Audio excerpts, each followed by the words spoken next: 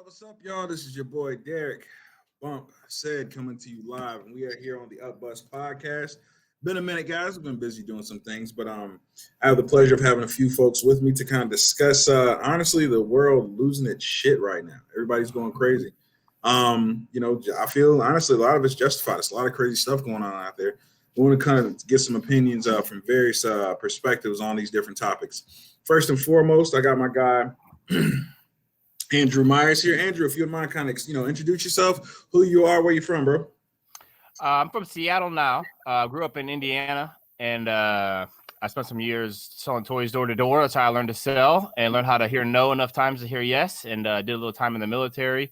And, I have a unique perspective on Black issues, I suppose, because I pretty much grew up in a Black world. The military, everyone that was around me was Black. Everyone selling toys. I sold toys, in the mean streets of Chicago. I was the only white face I'd see all day. So I've had a weird go at it. I look privileged, but I'm not sure I got much of it. I got you. And then of course we got my guy Will Bird. He's the host of the Cold Brew Confessionals. I'm a guest on his show all the time. Love it, man. Definitely y'all should check it out. And I'll post some links in the description as well for it. Will, introduce yourself, bro. Where you from? Who you who you are, and tell us a little about yourself, man. Yeah, man, as you said, Will Bird. I stream, I do a political stream. Sometimes we get in conspiracies and stuff, but usually it's politics. I post videos on YouTube, youtube.com, Will Bird, and then I stream on Twitch most of the time. I'm actually streaming this for my channel right now as well. I guess if we're talking about how much experience we have in Black people, I would be in the lacking department. I didn't even see a Black person until I joined the Army. I grew up, I'm in Tennessee, small town Tennessee. So that'd be the complete opposite of anybody who's living in any type of city. I think my town has like 1,400 people or something. So it'll probably be a little bit different perspective. That's good. Cool. All right, let's get everybody on the screen here, man. So again, the key thing that I want to do, guys, is honestly, let's just get everybody talking. About these different issues that are going on. The world is literally on fire. A lot of people are hurting. A lot of people are pissed off. We had this virus thing that came in. Then we had the Kobe pass away. We had pretty much 2020 has fucking sucked across the board. You know what I'm saying? This shit's terrible. So I want to kind of just jump straight into our first topic. How we're going to set this up, guys, is going to be, again, 1 minute each, from each person. And then at the once everybody's spoken their piece, for 1 minute, then we're going to 5 minutes where it's kind of open forum. We kind of discuss and debate back and forth. All right. So, first topic is going to be Black Lives Matter versus All Lives Matter. Very controversial. Let's start with let's go in alphabetical order. My guy Andrew. Yeah, I'm going to blow this up before you guys get a chance to comment on it. All right, let me just. I got actually a video of me on Facebook or on YouTube that I found. It was just a comment I left to somebody, and it said, "White dude destroys All Lives Matter argument in under 3 minutes." And I was like, "What?" But no, let me just put it to you like this. I don't believe that there's actual people out there that are confused by the Black Lives Matter argument. And it's funny that we all are marketers. I think you're going to be surprised how much you said we might get into some marketing. How much for me, this whole conversation is marketing. So at the end of the day, the All Lives Matter movement is a feigned confusion. It's partly counter narrative, and we have to understand that there's always going to be a counter narrative. And I feel like that's something that the movement could have done a better job doing. But it's counter narrative. All lives matter. There's nobody who truly thinks that a Black person is saying Black Lives Matter and other lives may or may not. And the first thing that people act like they don't realize is Black Lives Matter is the response to the persistent perception that there's a lack of justice, that this dude's not going to go to jail for it. So when you hear dumb people saying, "Oh, Black people kill each other," yeah, and then they go to jail. "Oh, Black people kill cops," yep, then they go to jail. As a society, the socially constructed mechanism for dealing with crimes is the criminal justice system. We all agreed on it. The only time people riot or return to social justice is when there's a perception that this criminal justice is not going to take place, right? So this whole acting like Black Lives Matter is about a Black man dying is bullshit, and they know it's bullshit. This acting like it's about segmenting one area of life and saying it matters more than the other is bullshit, and they know it's bullshit. So there's only everyone you see countering with All Lives Matter has to fit into two buckets. They're completely paralyzed mentally by partisan tribalism memes, and they're just repeating stuff, and maybe they don't have an ounce of racism. or they full fucking know what they're doing and are pretending to be dumb, pretending to be confused to arrive at a logical counter argument. I don't believe there's a logical debate between the two things at all. All right, perfect. So we ran a little bit over, but I actually think that we're going to keep pushing to 2 minutes for everybody because I don't think a minute is going to be enough to really get out your full thought on everything. By the way, we have, let me know if I'm pronouncing it correct. We had Elamine. Is that correct? I say it right? Hold on, let me unmute you real quick. You're muted. There we go. Up, you got to unmute yourself. It's right there in the corner, the mic thing. I got it. Can y'all hear me? Right, yes, ma'am. Okay. Yes, my name is Ayliman. Ayliman, sorry, my bad. It's okay. But, Nobody gets real quick. it. This is my daughter Nadia trying to jump in.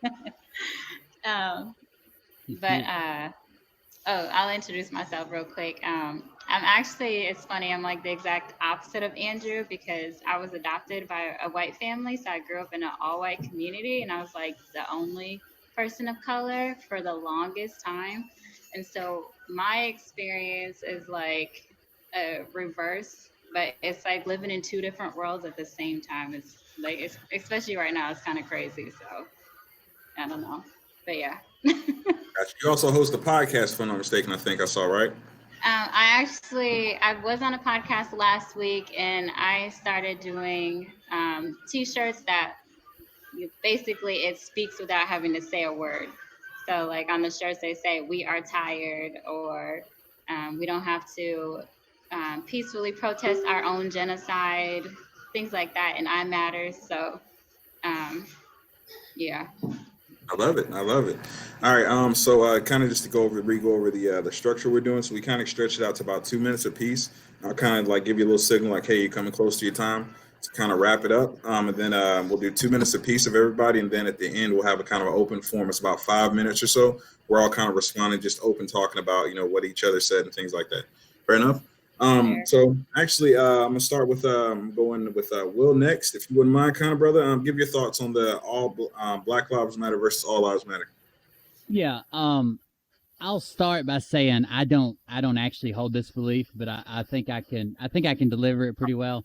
So I understand what Black Lives Matter means. I also understand where the people are coming from when they say all lives matter. And it's I just got a minute. So the people that are coming from the all lives matter thing, what they're arguing is that it's a very specific set of when a black person dies, it's by a very specific person in a very specific place of power. But when it's like a black on black crime, or when it's a cop and a white person, they feel like it doesn't get the same coverage. They feel like BLM doesn't show up. I understand the issue, but I'm telling you, like where I live, the people who say all lives matter, that is their debate. They're saying like, look, this is all over the media. This is all we're talking about. But in Chicago last week, 19 were killed. That is literally their argument. Or they will bring up a white person that the same scenario happened to in police custody, and it wasn't picked up by national media. There were no marches. There was nothing, which I honestly would say that's their own fault. If they think that they're being persecuted by police, then they should be the first people to stand up. But I do know their debate. So I can take devil's advocate. I don't, forgive me. I'm gonna try to get it right. Alamine, is that right? Ayliman. Ayliman. There we go. Alamine. The E's an A at the beginning, the E at the end is silent. Gotcha. Ayliman. Boom. Yes, ma'am. On you. All right. So I've been getting a lot of the All Lives Matter a lot. And to me, what I think it is that the people that are saying this want to be included because they feel like they're being excluded by the focus being on Black Lives Matter. And so they want to insert themselves and make sure, hey, I'm here too. Like somebody needs to pay attention to me. I suffered, I blah, blah, blah, blah, blah. But it's not about you. That's not the point of this. It's not about one person. It's not about one issue. This is about issues that have been going on for centuries. And the Black Lives Matter have been kind of pushed down at every opportunity by all these voices because they don't want to hear the truth. They're not ready to hear it. And so by saying all lives matter, this is their way of blocking it out and saying, oh, I don't have to listen because, well, I matter too. I'm hungry. I want to eat too. So can I get some food? I posted a video the other day of this lady basically giving an analogy of like, hey, Bob's at the table, everybody else is at the table, everybody gets a plate of food, Bob doesn't get some food, and he's like, hey, I'm hungry too. And Nancy's like, well, we're all hungry, Bob. He's like, okay, can I eat? And she's like, we'll all eat when we get our food. And everybody else at the table is eating, and Bob's here sitting without a plate, not eating. Yes, their lives are just as important, but the focus is not on them right now. That's not what the focus is.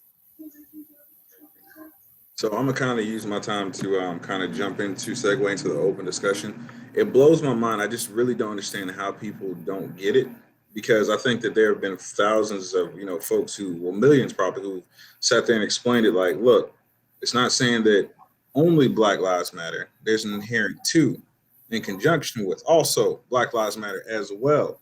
So cool. That's all I understand. Right now we're looking at some issues that concern Thank you, Black my lives man. I appreciate it. specifically, and it's typically used in regards to police brutality. But I've seen it done as well as when it comes to like things like y'all mentioned in regards to black on black crime and things of that nature, which in my opinion is a bullshit statistic. But I'll get into that later on. But you know what I'm saying? Let's have an open discussion on that, man. You know what I'm saying? Like, So let me oh, go ahead. Can I address something right quick? Just because the analogy that was used, I literally just talked to somebody on Facebook about the analogy that was used. They actually, instead of eating dinner, they used burning houses. So what they said was, you live in a neighborhood and one person's house burns down and the fire department shows up and that person's house is burning down, so they start spraying it with water. But you come outside and run out in your driveway, your house is not on fire, it's your neighbor's house, and you say, hey, but what about my house is important too, right? So that was the analogy that they used. But the guy that was arguing the difference about it said, that's true, and we understand that. But what if my house burnt down last week and they sent out a crash truck, but your house burns down this week and they send a 3-alarm fire out and they send 9 fire trucks and all the crews from the whole city. And the media picks it up and they cover it in the news. And then next week, when our other neighbor, their house burns down, they'll drive the truck through the house. It's just, they're not saying like it. They're not saying specifically that they're not part of it. It's that when they are part of it, nothing is picked up in the media. No outrage, no marches, no. That's what they're saying. So let me just say this again, because I know I breezed through it, but I think it's really important to point out that Black Lives Matter was the response to the lack of an investigation, not the murder of a person. It's never been about a Black life mattering when it's lost. White lives are lost. Asian lives are lost. Black lives are lost. That's the fire in your metaphor. The more accurate version of that metaphor would be that when a Black house is burning, they call and no one comes. When the houses burn around them, they show up and put the fire out. That's the justice system. The remedy being the putting out of the fire or the bringing to justice of the murderer. Black Lives Matter is really a question. Do they matter when one dies and we all watched it die and nobody's charged with the crime of actually killing them? That places a low value on the life that was lost. And that's the point of Black Lives Matter, is does the life have equal weight in our criminal justice system? The fact that a Black dude kills a Black dude has, honestly, and you're right, that's how people view it. And that does, but it's a mistaken perception through and through that I think was put there in their head intentionally by people who create memes, because they're just conflating it with murder or with loss of life. So the whataboutism can creep in. Well, what about how they die in car accidents? What about how? But that's not the point. We're not trying to stop loss of life. You know what I mean? That's not it. We're trying to make sure there's an equal justice offered when an event like a fire happens, the remedy will be provided. Yeah, I agree. Got anything on that? Hey, let me, boom, I was on point that time. Let's go. I actually completely agree, and I love that analogy or that version of it, because it does seem to be like, yes, people die every single day. It's just a fact of life. But the fact of the matter is, George Floyd died in front of millions of people, and the officers didn't even get arrested for 4 entire days later. if the roles would have been switched around. So after windows were broken. Right after windows were broken, protests, rioting and looting and all of this other stuff was going on, and people could actually feel the anger and the frustration that has been pent up for so long. They had to listen. So, but had the roles been reversed, and let's say it would have been George Floyd and three Do you other. think if they would have detained them that night, that perhaps the first Minnesota riot would never have taken place? Not even place charges. I think so. I think feel it so. would have taken place, but I don't think it would have been as like crazy as it spun out to be. I know what the actual counter to this is because I've seen it probably 10,000 times on Facebook. When you say, okay, look, this cop sat on him and choked him out and killed him, and I think it was a horrible video, dude. When his body goes limp, that was awful. I wish I wouldn't have watched it, to be honest with you. The audio is worse than the video. Yeah, true. So the exact counter they use for this is there's a guy, and you can look it up on Facebook. It was the videos were the body cam was actually released a few years ago. His name is Tony Timpa, TonyTimpa. I saw that today. He was arrested by 4 cops. He was set on his neck, almost the exact same way, with cops on his back and on his leg, for 15 minutes, and he becomes unresponsive. Not only is he unresponsive from the way that they're holding him and choked him out, they were planning on taking him to. He had called in and said that he was having a mental health issue. And so 4 cops responded. There was the security guards already had him. I'll try to be quick. Sorry, I'm taking up too much time. But the security guards already had him in handcuffs from like the place that he was at. He had called himself, but then security had intervened because he's acting irrational. They were sitting on him while they were swapping handcuffs. They decided not to get him up until the ambulance came. When the ambulance came, they gave him what they call like the Green Lee cocktail, which is an injection of sedatives before they're going to take you to a mental hospital. He was already unresponsive and basically dead before they gave him the sedatives, the EMTs. As they get him up and load him onto the stretcher and put him in the back of the ambulance, the cops are joking. They say, "He's not dead, is he?" And the EMT said, "Yeah, he's dead." And he says, "Well, I hope I didn't kill him." And at the same time, the cop has his cell phone out, Tony Timpa's cell phone, because they were wondering about his medical history. And he tells the EMT, he said, I've got his mom on the phone, like she knows all his stuff. What do I tell her? And the EMT says, "Tell her you fucking killed him." Like, what are you going to say?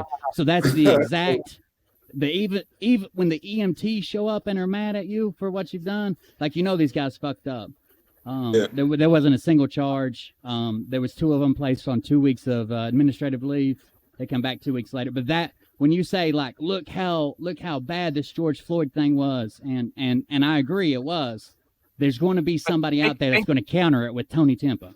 But think back to like the 1960s when a black girl would get kidnapped and the response was like, shit, that shouldn't have happened. And then a cute white blonde girl would get kidnapped that everybody knew from the pool, and it was posters on every, So this whole idea of the response to a crime is how we determine how much we value the life. Well, I think, what I'm saying, like, I kind of switched over to the riots a little bit, and I want to make sure we spend a good bit of time to stretch it. No, you're good. But switching back to the riots a little bit and the response to that, like, I want to be clear, what I'm saying? I think that for most Black people, this isn't just about George Floyd. This was kind of the catalyst, the thing that kind of, pushed us over. But the reality is we're not thinking about just that. We're thinking of, all the shit. You know what I'm saying? It's like, oh, we still on that? You know what I'm saying? And folks are out of work. And, Ahmaud Arbery, and the specifics of that case are still kind of coming out. But even still, that's still some bullshit. Philando Castile, happened right in that state. A father. Like, the Central Park lady was that week. That was. Bro, you know what I'm saying? It's so much stuff, that, like, we remember. We don't have to go very far back to remember all this fucked up stuff. And it's like, you know what? Cool. Like, honestly, me personally, like, and a lot of folks, a lot of my friends, my Black friends and everything, we're talking shit. I'm like, bro, you know what? What the fuck do they expect? That's literally like when I look at the riots and everything everywhere, I'm like, yeah. And like, honestly, I'm not going to say I support it, but I'll say I understand. I get it because we're so angry. We're so tired. Yeah. When white people get mad, they burn their Nikes. But when you don't have shit, you got to burn someone else's Nikes. You know what I'm saying? I mean, that's the reality. Like, they demonize Cap, they demonize all these other folks for the peaceful protests, but now they're fucking shit up. And here's another thing that throws me off too. America or the whoever, you know what I'm saying, is sending the message that, hey, we don't want you to do that, but guess what? It works. Because look at the timeline. How long are we waiting for, you know what I'm saying, like justice to get served or charges to get brought up, the person actually be arrested before? But we start fucking shit up. Guess what? Within a week's time, motherfuckers in handcuffs. And Third imagine degree if that murder. was organized and we had demands. Back in the day, I had this whole debate the other day with someone about Martin Luther King. He died. And the reason the Civil Rights Act was passed 7 days later is because it was drafted already. Everybody got behind an idea, and all they had to do was keep pushing it over the line like a rugby game. Right now, it's more like tag.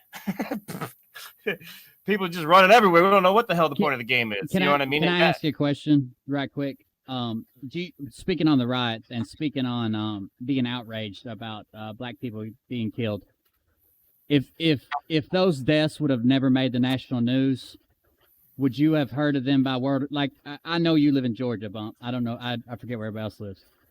If a black man would have been killed by the police in Minnesota and it wouldn't have made the national news and it wouldn't have went viral, would you have heard about that death?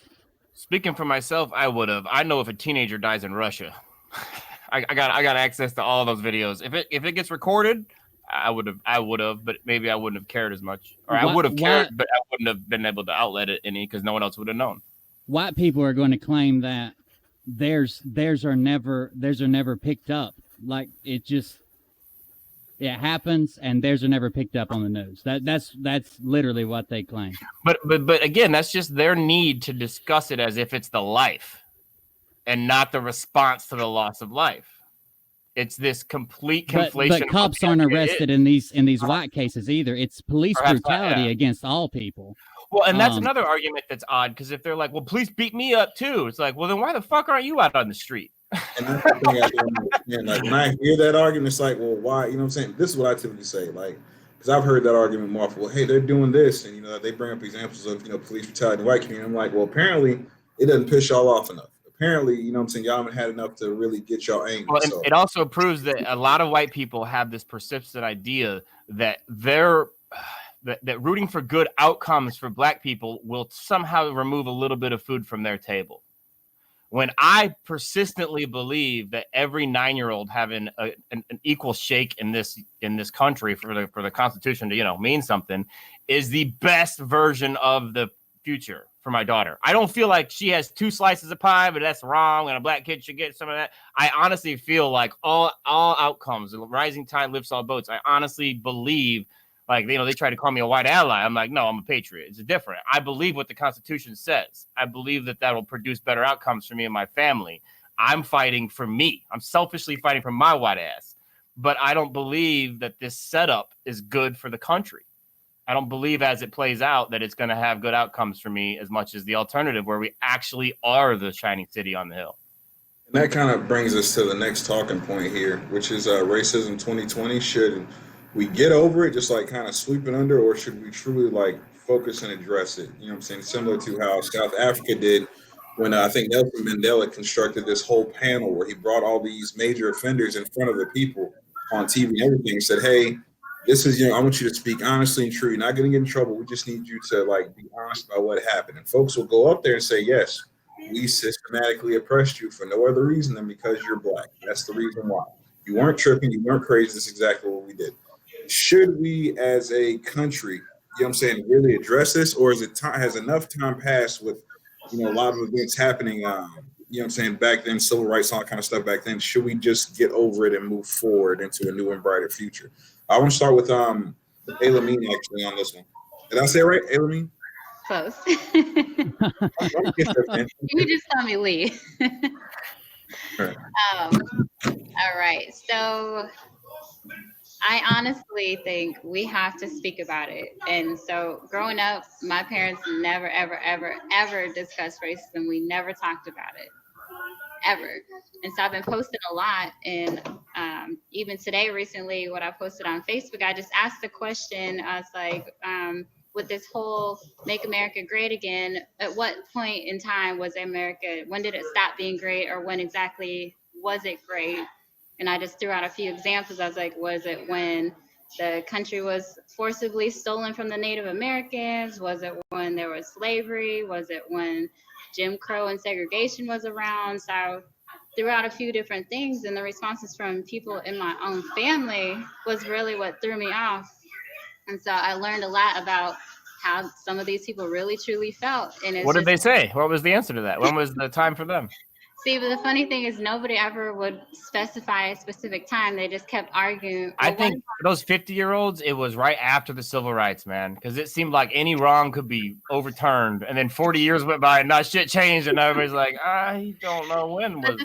The crazy thing is these are cousins that are like closer to like my age, like in their mid 30s going on early 40s. That was the crazy part. But one of them said was when the family unit fell apart. And I was like, okay, can you elaborate? Because the family unit has always been a part of the American values. But I mean, for minorities, the family unit has been stripped away from them. And I pointed out also, like right now, the immigrants sitting in cages, separated from their families. I'm like, while they're not Americans, just the fact of matter of human decency, we should be arguing and fighting about that, because none of us can consider ourselves as natives in this country, because none of us are native to the country unless you're a Native American.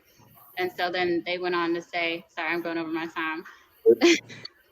But they basically were bringing in how divorce is up and the LGBTQ is breaking up heterosexual relationships and going off on a whole tangent that had absolutely nothing to do with the conversation. But what that's saying to me is that these conversations have to happen because they keep getting sidebarred by other stuff. Like, I'm putting racism right here in your face, and yet you want to sidetrack with something else and try to throw some bright colored glitter and stuff in my face and make me forget what we need to address. So I think we have to address it. Huge, great points. I actually want to hit back on the Make America Great thing a little on the open discussion part. What about you, Will? Let's hit you next, brother. What are your thoughts?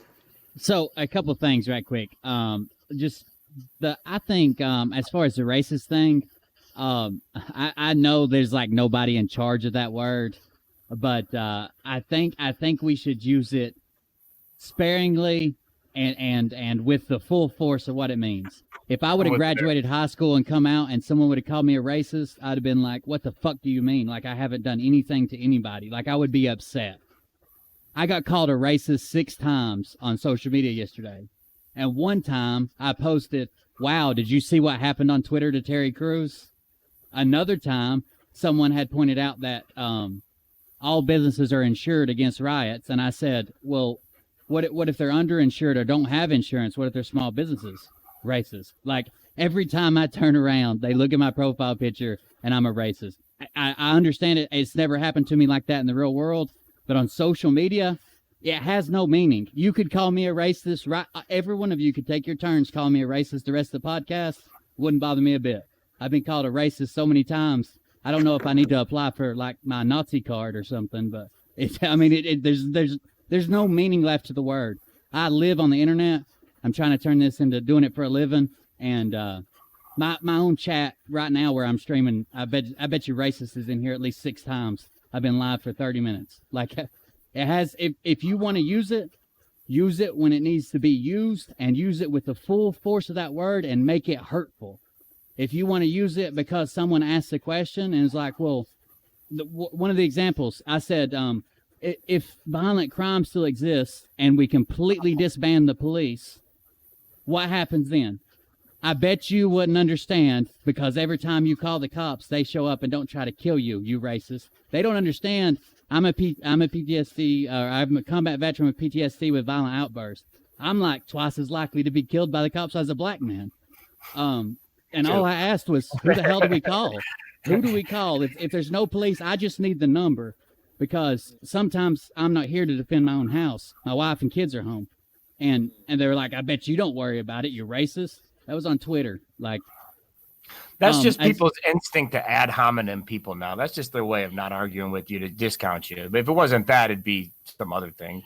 But if we need to use that as a term to single out people who are actually doing something wrong, then it has to have meaning. Or we're going to have a new term. Because if there's someone actually being racist, and you call attention to it and say, hey, everybody, look at the racist over here. This racist piece of shit is being racist. And they've been called racist 30 times today. Nobody's looking. No one cares. They've already had their turn. That's a good point. Yeah, the Eskimos have 30 words for love. We have one for racist. That's probably fucked up, right? Yeah, for sure. We can talk about that. Or you want me to hit the Make America Great Again? No, we're gonna do that in a second. Go ahead. But yeah, there's multiple kinds of racism. I'm going to talk fast because I got two parts of this and I want to try to get it in. But there's multiple parts of racism. And I think what people need to take into account is that everyone's going to have negative outbound effects. We're all going to say jokes about people. I'm very comfortable with the fact that I'm not racist. I got black neighbors and stuff. I make racist jokes all the time, especially around black people that know me. It's funny.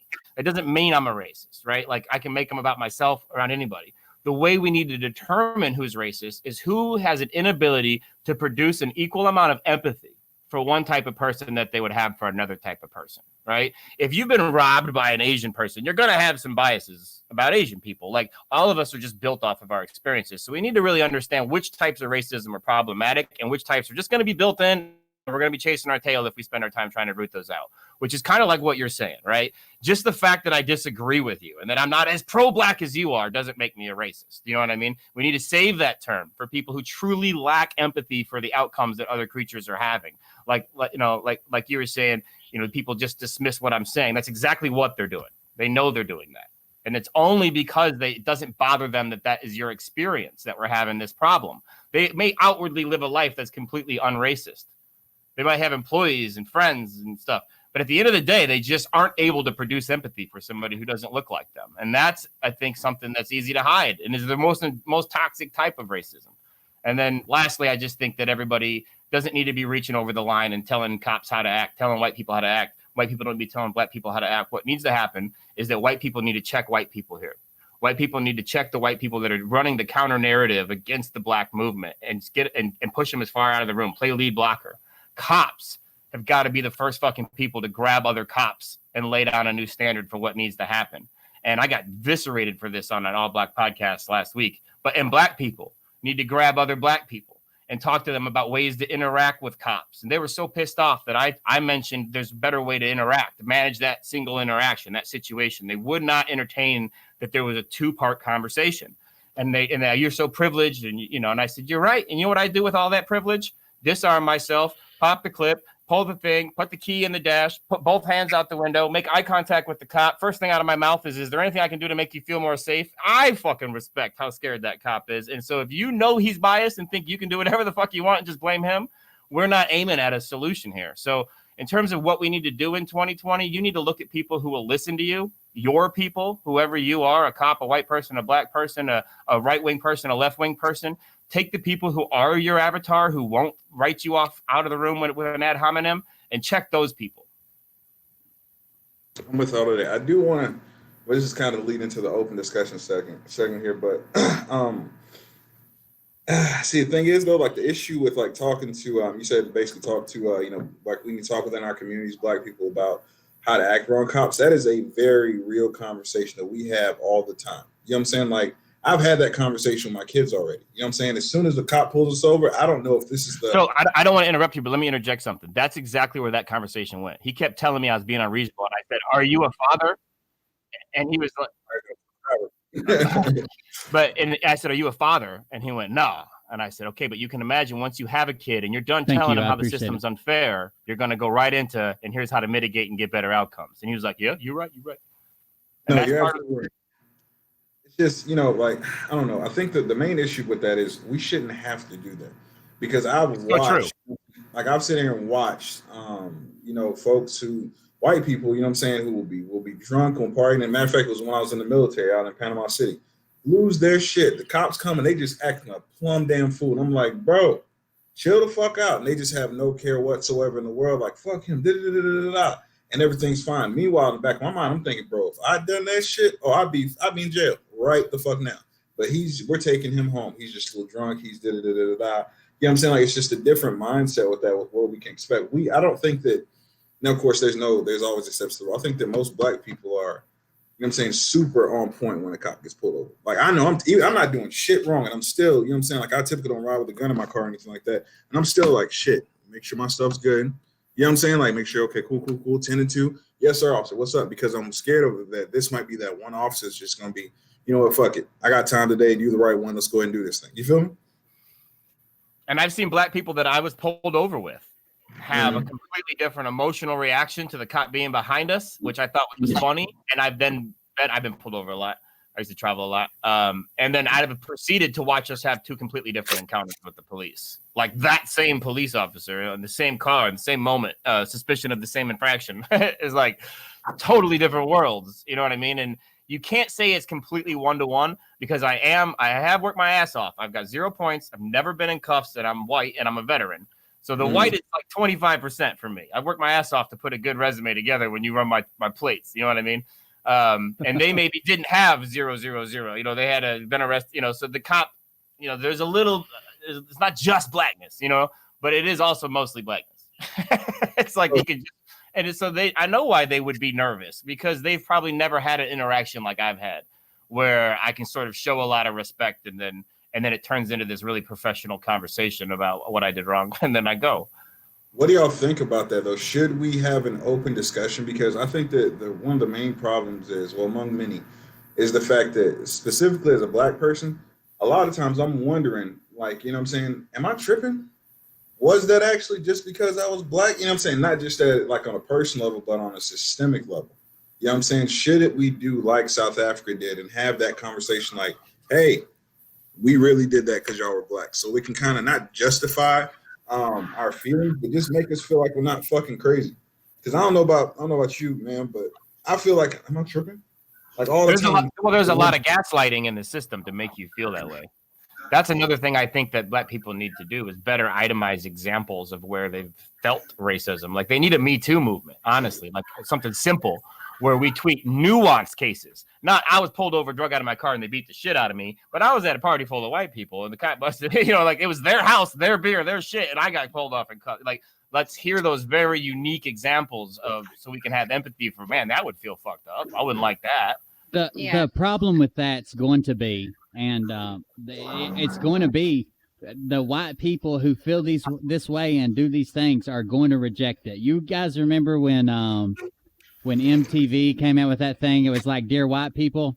You remember the hysteria that white people went into, and it was just black people addressing stuff that you don't even realize is racist, but it is. And white social media just lost its fucking mind for like weeks. Like, they're like, MTV would broadcast this. Where's our dear black people? Where do we get to tell them where they're doing this? And like, it was crazy. I don't know what the solution is, but if you shove it in their face, they don't like it. The fact that there will be a counter narrative, I don't think is something we need leadership in this country, whether it's about this issue or anything else, that's focused on the 60% band down the middle, knowing the 20% resistance is going to come from either side and ignoring those. Right now we have leadership that pitches to the 20%. And I've got people backing up crazy things like defund the police, crazy headlines because they're shocking. We can't let the 20% touch the fucking steering wheel. It's fine that they're in the car going, turn here, I gotta get cigarettes. Like, we can permit that. You know what I mean? But they can't touch the fucking wheel. And so What were you about to say, Lamine? I'm going to get it right. So the other day, I actually made a post. I said, all right, let's go ahead and get these conversations started. I was like, tell me about a time that you personally experienced some form of racism or discrimination against you. And I followed up with some questions like, how did you feel? What was your response? And then I said, tell me about a time that you observed it. So it was all inclusive of everybody to try to get people to talk about the experience they've had, black, white, other, whatever you are. So we can put this out there and see that black people aren't making up these experiences, because I think a lot of people are just like, oh yeah, right, this never happens because they've never experienced it. And even today, my cousin was like, well, list out all the experiences of racism that you faced. And I was like, I don't feel like I should have to validate my blackness. Like, just because I grew up white doesn't mean that I don't experience any of the black issues. And I feel like that's exactly what he was saying without saying it. And so I went through and listed off. I even put a screenshot of a document I filed with the Air Force IG complaint of the very blatant racist stuff that was going on in my job that specifically said the N-word and everything that was going on as having to justify some of the racial stuff that I've gone through. Like, I shouldn't have to justify to you why I feel like I need to fight this. So But don't undervalue your experience, because where pain exists for you and you can broadcast it, you can also produce empathy. And that's like the cure to racism. right. And so, and that's the thing, by us not talking about it, that empathetic side is not there, because if you've never faced it, you don't see the issues. Like, of course, you're just gonna blow it off, be like, oh, that's never gonna happen to me. So That's a funny question. Do you guys feel somebody can be cured of racism? I do. or drugged slightly forward at least? I do actually. I think that I was talking about it with Will on his podcast a little bit the other day. I think that most racists, I don't think that they, like the average person, you know what I'm saying, who's a racist, I don't think that they do it on purpose. Like, I don't think it's just an extreme hate. I think it's just more so about like ignorance. They just don't say ignorance. They just don't know. They don't have anybody to connect that with. Like if you like, let's say, the average white person, if they honestly want to, you know what I'm saying, like at a certain point, you don't have to go into, you know what I'm saying, black communities and really deal with black people if you so choose. You know what I'm saying? Like, you can go to white church, white supermarket, white neighborhood, the whole nine, right? Never have to deal with that. And since we're tribal people, not being exposed to that other culture like that, when all you're being fed, you know what I'm saying, is from the news, your perspective on what they can be like, you get kind of hated, right? So I think that as we build connections with people who are outside of our culture, then when we see these issues of like, oh my God, George Floyd, instead of being like, damn, he was a criminal, instead we think of, damn, you know what I'm saying, I wonder what my homeboy Bump is thinking about, what my homeboy Red is thinking about, you know what I'm saying? Because we have those connections, it kind of brings it closer to home to us. Does that make sense? I think that's kind of how you would cure it, building those connections with people outside of your circle, and then you can have more empathy. I was just gonna touch on we got to be sure we don't leave the media out of this. Depending on what news you watch and what elections coming up, or what they want you to send money to, or who they want you to endorse, or who they want you to talk about this week, they definitely drive a narrative. Whether it's Fox News or CNN, they definitely drive the narrative exactly where they want their. I think that the whole reason I started covering politics and stuff was to get both sides and try to be as impartial as I can. I mean, humans are naturally not impartial, I guess partial, but I like to cover both sides. But we can watch the exact same story on my stream and talk about it in the stream, and it'll be two exactly different outcomes. Or one will cover it and say it's the story of the year, and the other one won't touch it at all. And then if we go to social media, somebody's covering it different, like a big name, like not me, but like somebody that actually works for one of these industries. Like they're driving a narrative down our throats. They know if you tend to be racist, they need to give you some racist shit on social media. Like you've seen Bump before they changed the back end of Facebook, when you used to be able to target by income type, where you live, the people you hang out with, what your demographic was. Don't tell me they still can't push racist shit to racist people to drive the narrative. Like when the country's in turmoil, they make good ratings. Blogs you read, things you listen to, areas you go, they don't even need to group you in that way. At one point, I run that type of advertising for dealers, and I had an ad that said, "We love cops," and we'd play it to cops. So if a cop went to their website to buy a car, cops with a P or. No, police or law enforcement. But, I thought you said something else, my man. I don't know. So weird. But no, the idea being that a cop would get this ad and he'd go, "Wow, they really love me," right? Well, we found out that running that ad to conservatives was like twice as effective as running it to cops, because they were like, "Oh yeah, I get the coded message you're giving me, bro." Because they didn't understand that it was being targeted. They thought that we were telling everyone we love cops, and it was a brand statement. Thank you for that, by the way. Appreciate that. I'm about to use that one. Oh, I got a bunch. We'll talk offline. I got a ton. We should have been talking a long time ago. I'll probably bring you on like another episode and I talk about like the solutions and marketing stuff like that for automotive. I'm gonna bring you back on for that one in the future. Let's kind of pivot a little bit. But I mean, let me hit one more thing. You said, I think the empathy needs to be produced. I put a post on my wall because I always try to, if I'm going to complain about something and go, well, this is something that could fix it, right? I think one of the things that we could talk about right away out of the gate is we need to institute massive ride-along programs. If you want to be a white cop and work in a black community, you got to have a little black kid in your car all the time. Because what ends up happening is it's easy to hate a gay person until you love one. And then it's hard to hear people talk bad about all gay people.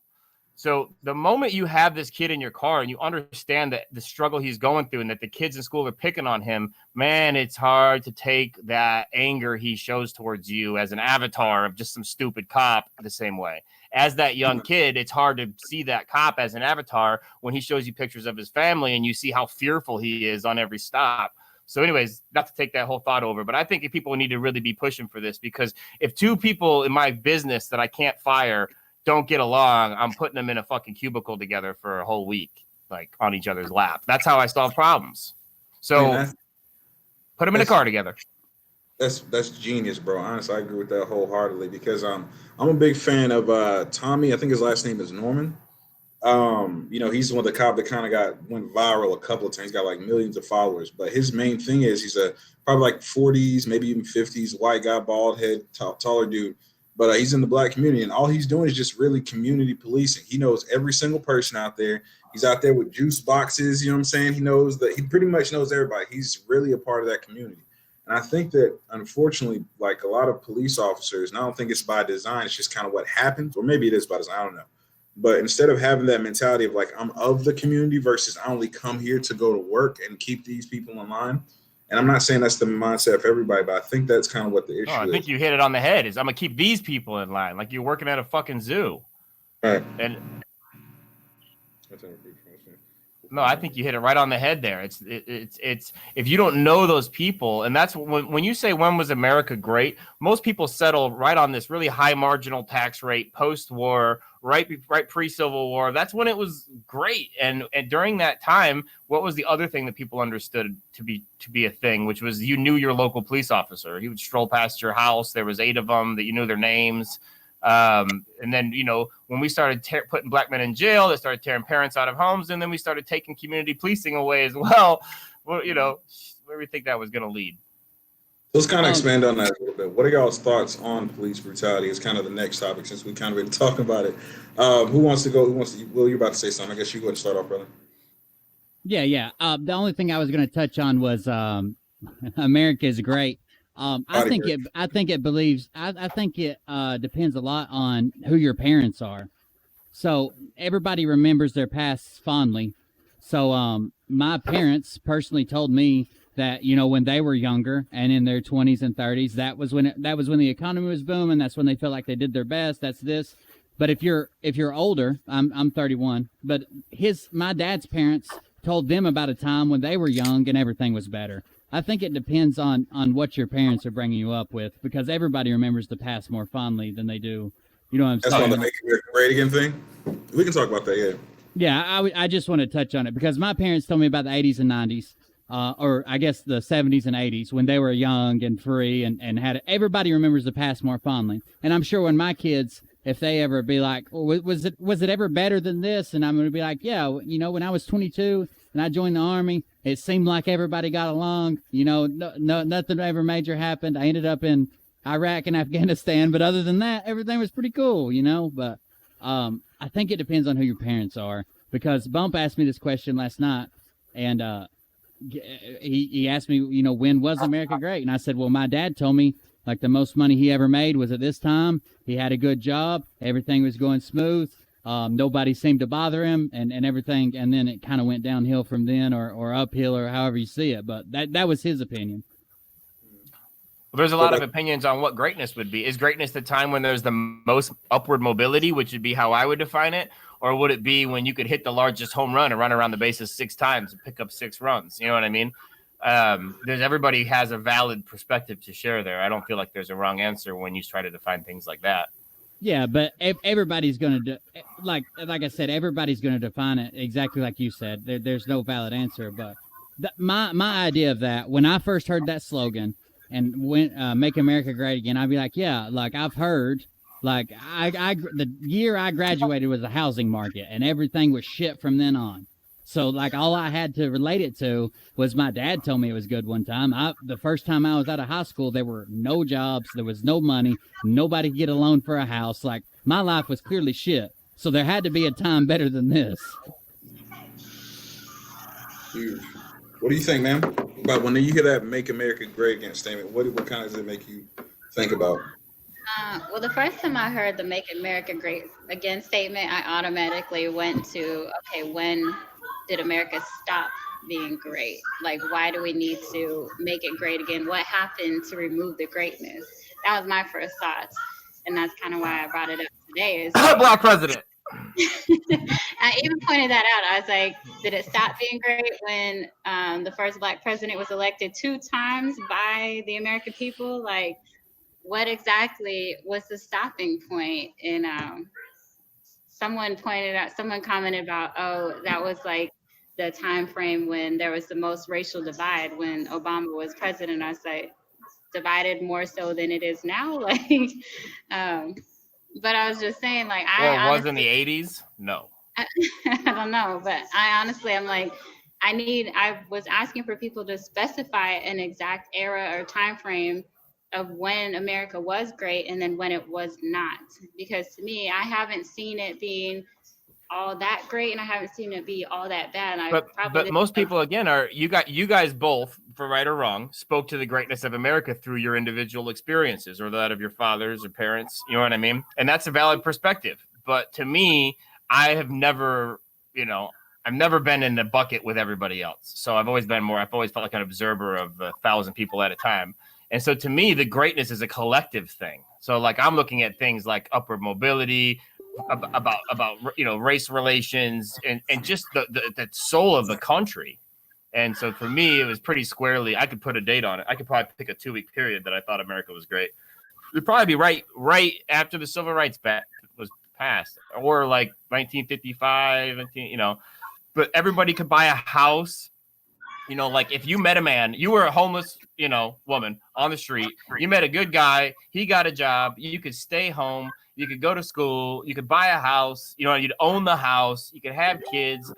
Education was there. It was, but to me, okay, to consolidate what I'm saying, in order to talk about whether or not America is great, you have to try to define how greatness would look. You have to make it a metric that you could improve upon or track or judge. And so to me, the promise of being an American has always been the ability to go from zero to on the field.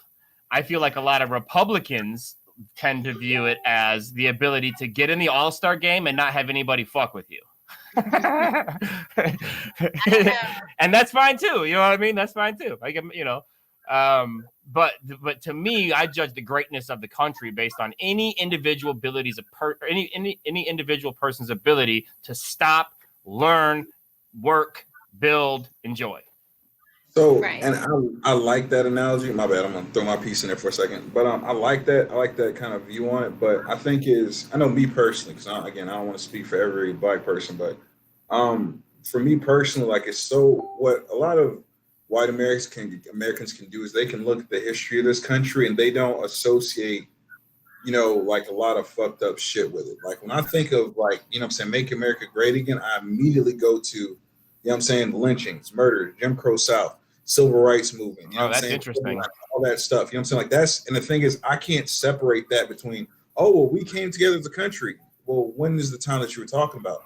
The roaring 20s, yes, there were some good things happening, but still you had black people who were, marginalized and getting the shit beat out of them. Just, life was just extremely hard. So for mainstream America, which of course for the longest has been the average white person, it was, I'm saying, some really good times. But when you look at the black perspective from that, it's drastically different.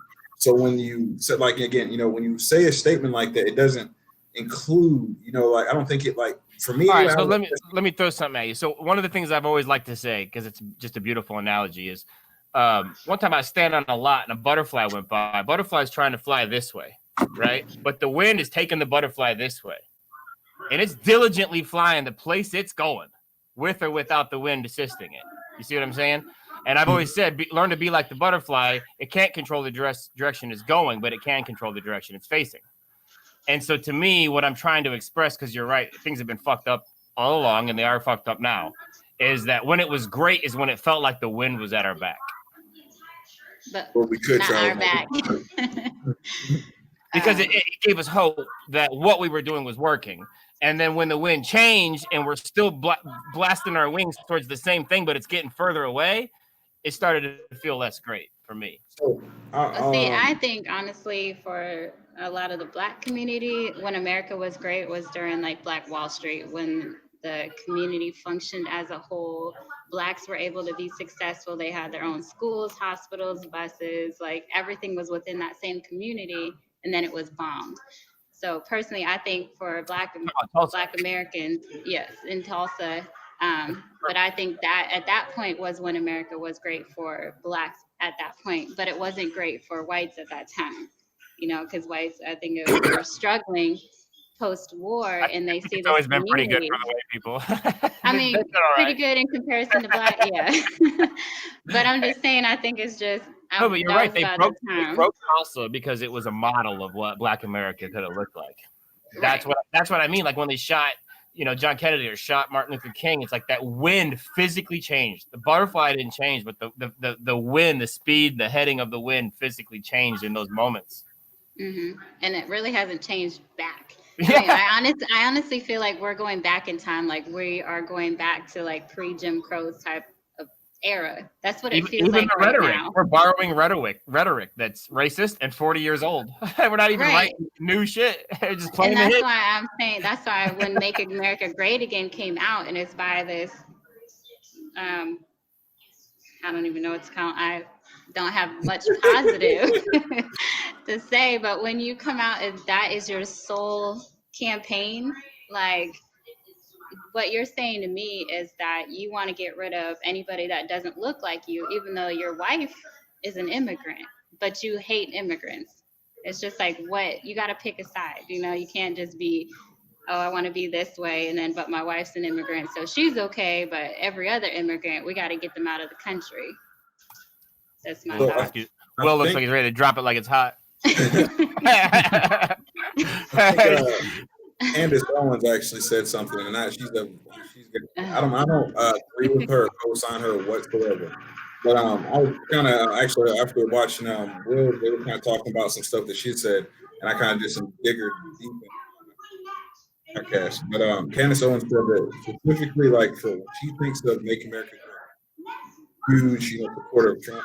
She thinks of it specifically for Black people as the time, kind of like when you were describing when we had Black Tulsa. You know what I'm saying? In the I want to say like 50s, 60s, where we had I think the highest single family home percentage was like 22%, and everybody's like, that's ghastly, that's huge, right? Versus now where it's like 74% or something like that within the Black community. How we had more entrepreneurship where our money stayed within our communities and we were building things. We had, basically we were more self-sufficient. And then now as we've kind of gone forward in the years, we don't have a lot of that stuff. We've lost a lot of stuff. So when she says in her support of Trump, make America great again, specifically for Black America, she's talking about that, bringing back that piece. Does that make sense? I'm not co-signing Candace Owens. I mean, that statement makes sense, but it's like saying that my cat's just really trying to fly up in the trees and pick out all the physically makes no logical connection to what's happening. But on its own, yeah, that would be nice. I got into a conversation. I don't know how you guys feel. This is sort of an odd pivot, but to speak to what you said about Black ownership, I got into a weird thing where one of the questions that they softballed us out of this other podcast I was on was, should reparations happen? And they were not pleased with my answer that I feel like all non-financial reparations should happen, but not checks in the mailbox, right? And they weren't happy with that. But I hit them with what I would be happy with is this house you see me sitting in. The VA bought this bad boy for me, VA home loan, right? So I just signed on the dotted line and they bought it. They guarantee the loan. They back it up with mortgage insurance. And then if I pay my bills, which I will, then the government doesn't actually spend any money. They just guaranteed the loan. So one of the reparation programs that I would absolutely be for as a politician would be a Black version of the VA home loan, because the reason that Black people's money doesn't grow like white people's is that they don't own the buildings they do business in and the homes they live in. So that would be just hate the bitch about something and not put forth a plan. So I'm totally against giving Black people money. I feel like there's a million odd connections and complications there. Imagine having a mixed mom and like one brother got money and the other didn't, or one sister got money, the other didn't. I just so against it in every way, but I would totally be for a Black version of the VA home loan as a reparation, as an honest to God, hey, this ain't fair in our current ecosystem, but you're owed something. This is a reparation. So for 20 years or whatever, if you're black, once you hit 18 and you have the credit above like a 6, it's pretty low. It's like 650. You can walk in. I sign and drive to this house, basically like a Volkswagen car at 350. And in 3 years, it went up to 500. I've made the money it's costed me to live here for free by joining the military. And I think that's a benefit we could extend to black people that we wouldn't miss. That's a really dope plan, actually. What are your thoughts on that, bro? I mean, I don't know. I would have to see data from. I'm not saying I would be against it. I understand. I got the VA home loan as well. I understand that's something I earned. The advice on that, by the way. I'm trying to buy one myself. I'm looking through the VA home loan program. Woo, yeah, it's I'll nice. let you know.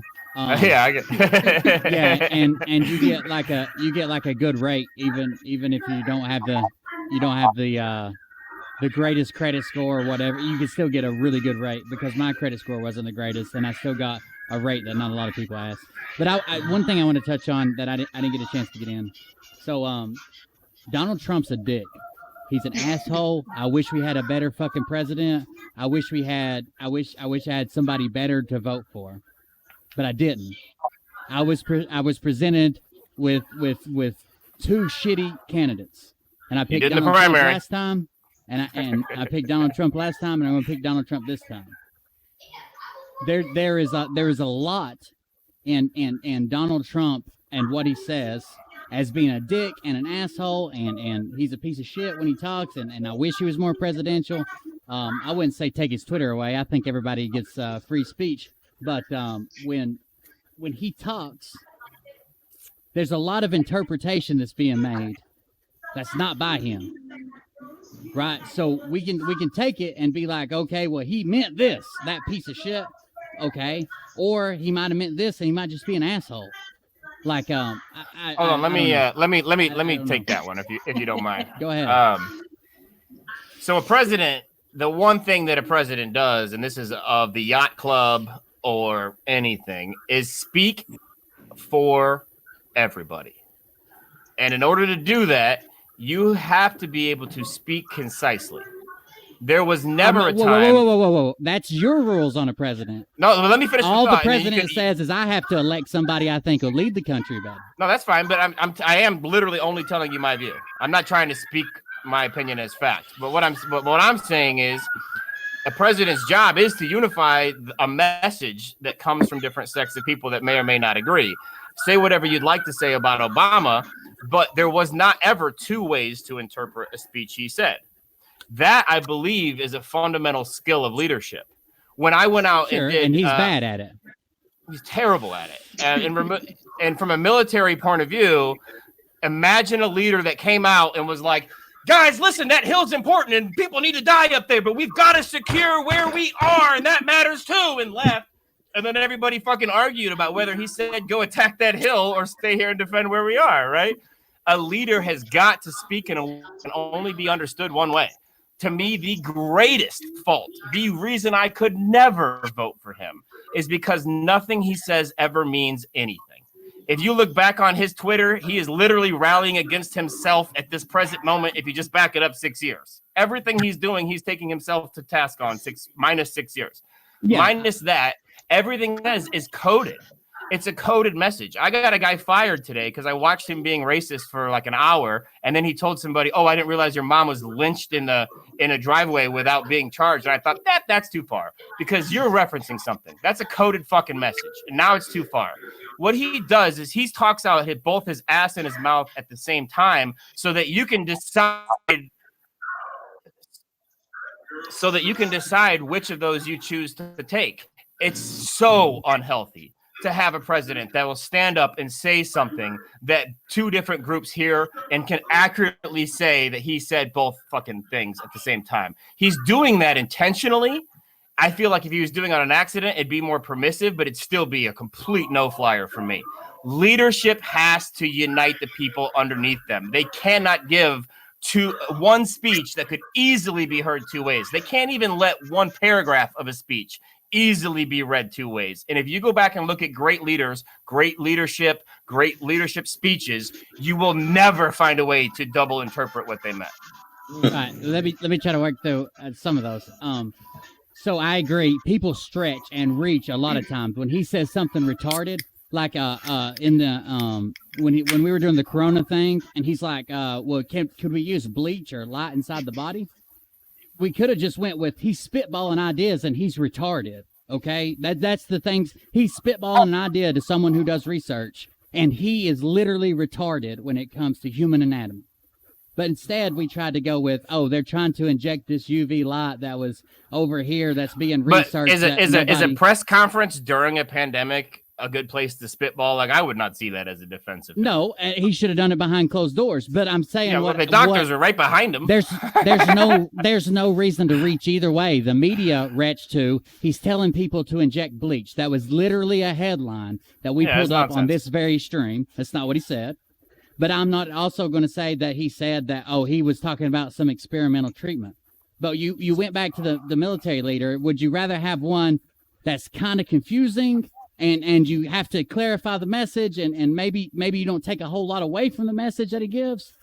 Or would you stand up and fight for that same leader when you couldn't trust him, which was the narrative that was put out by the media, whether you like it or not, that Hillary Clinton could not be trusted.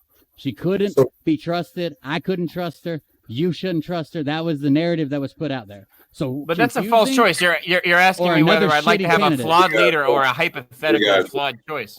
I'm out of that. I'm not going to respond to that one. All these, what I'm saying? The thing is, right now, presidential elections coming up, and we have Joe Biden versus Trump. Out of the 300 something million people in this country, what blows my mind is, why are these two the sum of the person who's supposedly blamed? Like, let's talk about just their age. Is there another job in the country where the average applicant age is 75? Like, even greeter at Walmart, I'm pretty sure would come in under that. They start right after they retire in bulk. The average age, the job applicant for the most important job in the country, is the highest average age of any job in the country. How the fuck did that happen? I'm not gonna lie. Like, I'm going to be voting for Trump. My chat already knows this. But I liked Andrew Yang, but he got knocked out. I mean, I couldn't do nothing for him because I'm registered as a Republican right now. But in Tennessee, you can't. Whatever your register's at is the only thing you can do for the primary. But I liked Andrew Yang as a candidate. And who did you vote for in the 2016 primary? If you don't mind, you don't have to share that. When I went to the 2016 primary, I think at the time it was Rubio. When he came around, Marco Rubio, but that wasn't my presidential. I didn't have the option, right? Yeah, because everybody hits me with that. It was Trump or Hillary argument, and that I can respect. I'm certainly not a fan of Hillary, and I see how she disenfranchised so many people. But the reality of the matter is that Trump beat 15 other Republican candidates, and they have to own him now as their candidate. They can't say, "Oh, one day he showed up on my doorstep, and I had to pick between him and a Democrat." No, you had 16 Republicans, and you chose him. I mean, they have to own that. Whoever's in charge of his campaign is a marketing genius. Like, he's good at campaigns, and he's good at talking shit. He's retarded at other things, but he can talk shit and make people say, "Oh, wow, he really got her there. Did you see this video?" The Dawn was the fastest growing subreddit that there has ever been on Reddit. Like, it took off, and it was just memes and shit about him talking troll shit culture about is just the worst thing in the world. Somebody should hire his marketing specialist or whoever works on his campaign for a business. Go to jail or something like that? What was it? Like someplace, what was it? I forgot their name. All the articles and all that kind of stuff. Didn't they catch a whole bunch of hell for all that? Oh, I don't know. To be honest with you. No, go ahead. I'm sorry. There was a couple people from the campaign that ended up in trouble for, like, one of them was like not disclosing a business deal they had with Ukraine. Flynn, it looks like now he's going to be exonerated, but he was on the phone with a Russian diplomat after sanctions were put in place against them. There was a couple people from the campaign, but I don't know who you tie his advertising. But again, let me get everybody involved real quick. So, what are your thoughts on the presidential race, man? coming up in 2020? It's so disappointing, honestly, because there were so many other good possibilities early on, and I just hate how stuff gets funneled down into two main candidates, even though there's multiple other, like, I don't know, I wish there was more liberal or the independent or somebody, another section to come in to kind of give you somebody else to choose from, because it's like picking kind of, not necessarily the two of the worst evils, but it's like the Two options are bad not great. options. Yeah. Two bad options. And so Uninspiring, Biden at feels least. like, from his point of view, that as crazy as Trump is, that blacks would vote for Biden because they can't stand Trump. That's not a good reason to vote for somebody, you know. But Biden really hasn't shown a reason why he is the better person.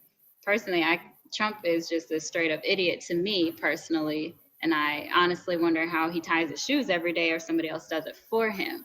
That's just me. And just some of his comments, I'm just like, you cannot seriously be this old and be this dumb. But, you know, so basically to me, it's like two of the worst choices. And I would rather just write somebody in on the ballot. No, I said this the other day, and I truly believe this. Like, for some strange reason, like, I think the nation thinks that black people are all just inherently Democrat. When I truly believe that most of us are moderates, we don't really care one side or the other. It's just that the Democrats are the only one that actually come and talk to us. Those are the only ones who are going to be like, actually come to shows like the Breakfast Club and sit down and say, hey, here's my plan, here's my agenda. I'm on a platform that I know is going to get to the bulk of you guys. I'm going to speak to you, even though it's bullshit. We all know that as soon as they get, nothing's going to fucking change. They're the only ones who come in and talk to us. And I think I said this on your show last time, Will, but I honestly believe that if the Republicans came to blacks, like genuinely, not this fucking pandering bullshit that a lot of the Democrats are doing. Like, I don't know if y'all saw that fucking African attire kneeling shells. Like, bro, what the fuck y'all doing? Like an actual attempt, like, hey guys, here's my plan. And this is how it's going to benefit you specifically. You know what I'm saying? Speak to us. I promise, like, there will be an overwhelming majority of people who would actually consider moving over there. Because I don't think everybody, does that make sense what I'm saying, guys? I don't Yeah, They think have to. That's the But only way they let me have ask- any Can I leverage. ask you? Can I ask you a question, Bump? Yeah. When Donald Trump, I know I keep bringing us back topics, but when Donald Trump was doing his presidential rally, and he might have said, if you can separate all the other fucked up shit he said, but when he come out on the stage and was speaking specifically to black people, and he said, like, you guys have been struggling, unemployment's not good, the cities are faltering that you live in, what have you got to lose? Like, what you've voted Democrat all the time. What have you got to lose? Did that do anything for you? Because I was they're about to impressed. find out. At least he made an attempt to say, something, rather than just saying we've lost it. Don't you feel like that's flipping as hell, though? What do you got to lose? That was his attempt, and that inspired you? Well, I mean, it's pretty fucked up that the Democrats have just expected the black bloke for the last 60 years as well. They don't have to do shit, and they get it. So what do you have to lose? Get that. But I mean, I think anytime you say the other side or your other alternative also sucks, that you're wandering down a path that should just be avoided. It's just whataboutism, essentially, right? Well, so you're right. Jobs in better cities and better schools.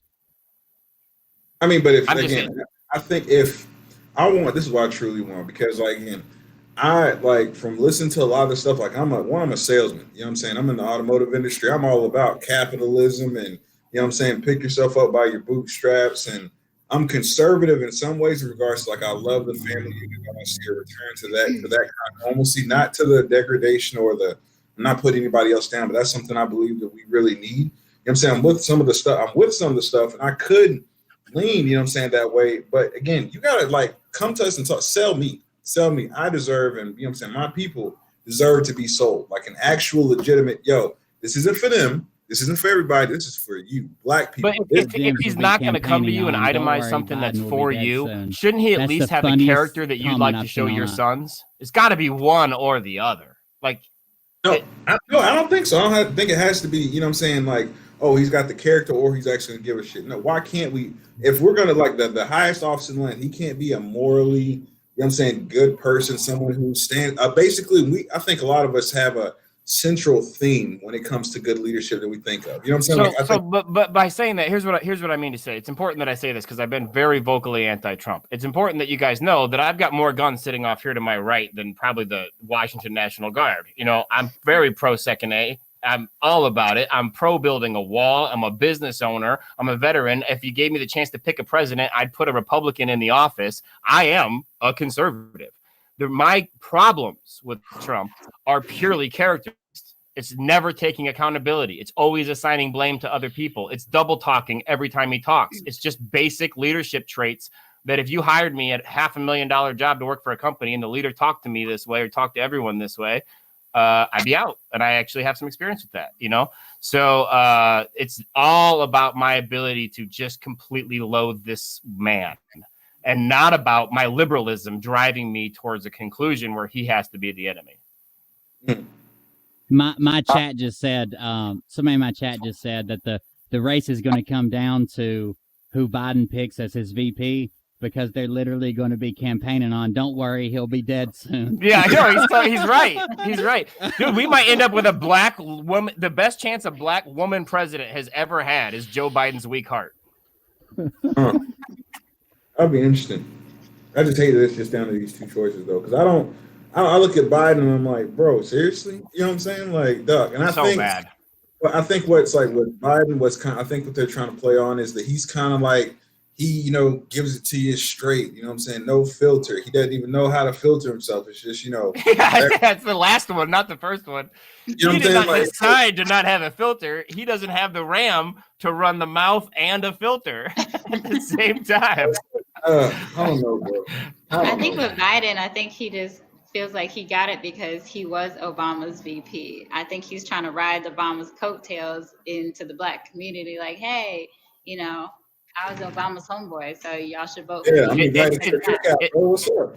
It's legitimately sad that he sees himself as the hero we need. We did need you in 2016, and you sat on the sidelines, bro. So we don't now, not at all. And Right. it's weird that he picked himself up and thought that he needed to be the one to save us from Trump because he's just, you know. Having said that, just to play devil's advocate, the idea that he can't be considered a candidate over the crime bill just does not hit well with me. That makes sense. It was a different world, different time. Everything was misunderstood about what they were doing, and everything they did was just to score political points, and we know that. I think he's a shit candidate. I don't know why we're picking from anybody who's been in there 15 years and isn't a hero. There's better Americans out there. If you haven't been killing it, get the fuck out of the way. I'm not defending him, but I find it an illogical reason to not vote for him just because he was attached to this crime bill. Given all the other things in the system, I just can't believe that we're considering voting for somebody who was part of the system that produced all those things 30 years ago. Senate, House, President, like at all. Like there's better people. We act like it's these 200 assholes and we got to like shuffle them around like a reality show. They went on the original Real World 19 and now we got to put a Road Rules reunion together with them. We don't. What happened with Andrew Yang? Why did he end up just, you know what I'm saying? What happened with him? Because I remember watching one interview and I was like, I think it wasn't bullshit. It was like, wow, you're going to find, Will, I'm going to let you talk. You're going to find people like Will were ready for somebody like Andrew Yang because he follows my plan of never using partisan tropes. He tries very hard not to trample things you've heard before. So when he started talking, it didn't sound exactly like a Democrat per se. And he had a lot of vision for what could have happened. Like even Ben Shapiro was like, man, hey, there's a lot worse things that could happen than you being president. Like he had a way with the middle. And I feel like it sucks that was overlooked. When he first came out and I heard universal basic income, like I was making fun of him. And then I watched one of his speeches when he was laying down the numbers with he had somebody, an industry expert about automation and how many people are fixing to be laid off, how many people are fixing to be replaced. And at some point when AI is fully developed and automation's in place, then there is no job that's safe. And I started slowly like watching more and more of his stuff. I saw him on a couple of podcasts, but the media played a huge role in Andrew Yang leaving. He had to seek civil suit against NBC and CNN for not including him in a couple of the candidate rundowns they did. I mean, they threatened it and they filed it and then they pulled it. But he had at one point, one of the people that they included in the little rundown they did when they were talking about it on one of the shows, he had triple the support. It wasn't much still. It was like at 13%, and the other guy was like 3 times lower than that. And they were included, but he wasn't.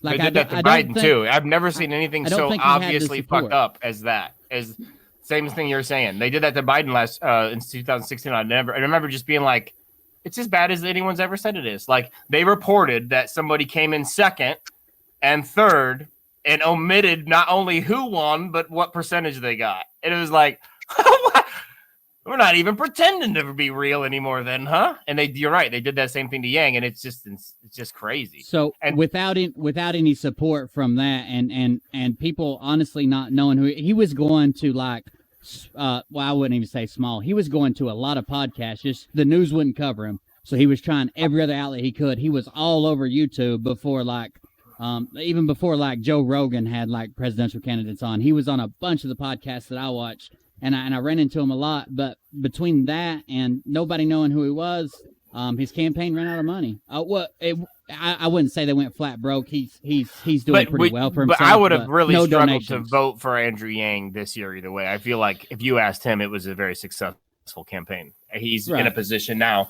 He might come back when his ideas are more needed. I feel like he was more of a warning shot that, like, guys, this is what future economy is going to look like. So let's be real about how we might handle it or not handle it. Because the monopolies are going to eat us all. Like Amazon, and that's basically, without getting into a whole thing, that's Yang's big thing, is to take a little bit of money from those micro transactions.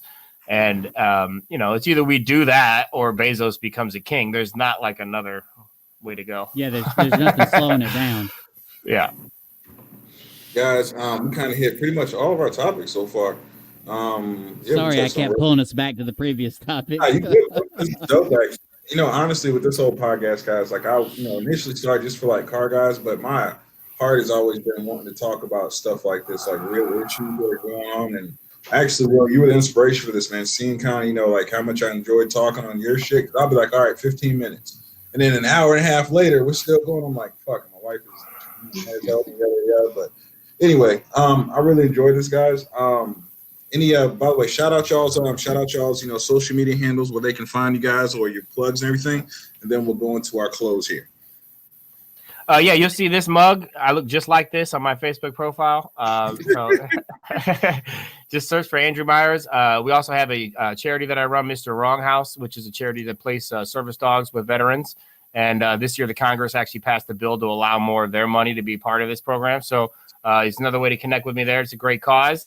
And like I said, please do reach out to me, man. I really value being able to scroll through my feed and ingest different opinions, and I cultivate them the way someone might, like an artist gallery. So if you're dope, come find me. Let's get it. What you, man? I guess, okay, so I have my I Matter page, which is like with my t-shirts, and basically I call it shirts for the bold, because we just express things that people don't want to say, but a shirt can say a whole lot of stuff and you don't even have to open your mouth. But my Facebook right now, it's just a picture of my shirt. It might say "We are tired." I don't know. I interchange between. But yeah, it's pretty much it for right now. And of course, guys, if y'all wouldn't mind sending me y'all's links, I'll put it in the description. And then, of course, when I upload this to YouTube and all that, I'll make sure to have all your links in there as well. My guy, Will Bird, how they reach out to you, man? What's your man. I'm basically everywhere. My personal page is under Will Bird, WILLBYRD. Anywhere I stream is under just a lowercase I, Will Bird. I left my stuff in the private chat if you guys want to come on stream sometime. But I stream on Twitch and YouTube, and then I have a presence on Facebook, Instagram, everywhere else. So you can check me out. Dope. All right. Well, again, guys, I appreciate y'all for coming on. I'm going to be doing hopefully another couple of these over the next couple of days, because I think it's needed in our country, especially right now. The biggest cure, I think, for all these problems that we have, because I don't think it's something new. This has been going on. It's just that it's been under the surface, and now it's been brought out because of a lot of frustration and recent events. But these conversations right here, we take people from different perspectives and just have open, honest dialogue. No disrespect, no crazy shit, nobody trying to fuss and cuss each other out, but just hearing other people's point of view and having honest discussions with it. Hopefully I can bring in some folks with a little more radical, I won't say radical, but they're a little further, right, and also, a little further left, so we can really get down and talk about some stuff. But if y'all enjoy the content, like, share it, comment it, and as always, y'all, we're in the people business. We just have to sell cars, digital marketing, whatever you may do. Y'all be safe, keep grinding out there, and I thank y'all so much for watching. Thank you, man. See you.